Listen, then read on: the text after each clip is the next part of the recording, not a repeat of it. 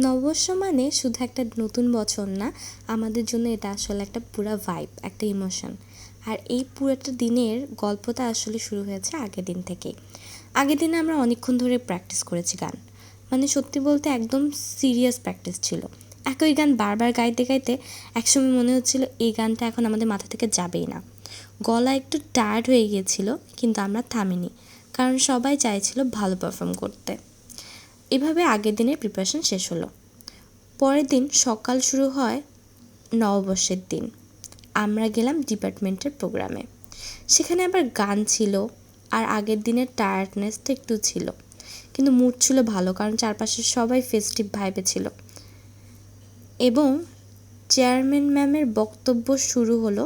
আমরা সবাই মন দিয়ে শোনার চেষ্টা করলাম, কিন্তু সত্যি বলতে পাশের বন্ধুর চোখাচোখি হলেই হাসি চলে আসছিল, কারণ সিরিয়াস থাকার চেষ্টা করলেও আমাদের মাথায় ভিতর তখনও আগের দিনের প্রেশার। তারপর আমরা গেলাম চারুকলায়, ওখানে আমরা কিছু ক্লিপ নিলাম, রিলস করলাম। এই যে দেখো, তোমরাই দেখতে পাচ্ছ কি রিলসটা হচ্ছে। তারপর আমি আবার রেস্ট নেওয়ার পরে বের হয়ে গেলাম কনসার্টের উদ্দেশ্যে। পুরো ক্যাম্পাস তখন অন্যরকম লাগছিল। পুরো লাইট, ক্রাউড, মিউজিক সব মিলে একটা পারফেক্ট ফেস্টিভ অ্যাটমসফিয়ার তৈরি হয়েছিল। সবাই একসাথে এনজয় করছিল, কেউ গান গাচ্ছে, কেউ ভিডিও করছে, কেউ শুধু ভাইব নিচ্ছে। আমরাও পুরোটা এনজয় করলাম। এই মুহূর্তে মনে হচ্ছিল এটাই আসলে ক্যাম্পাস লাইফ।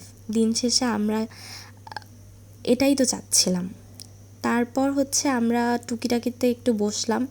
বসার পরে আমি চলে গেলাম বিনোদপুরে, ক্যাম্পাসের আবহাওয়া থেকে একটু বাহিরে একটু জুস খেতে চলে গেলাম। তো জুস খাওয়ার পরে আমার এই দিনটি এভাবেই শেষ হলো। 3 অ্যাকশন।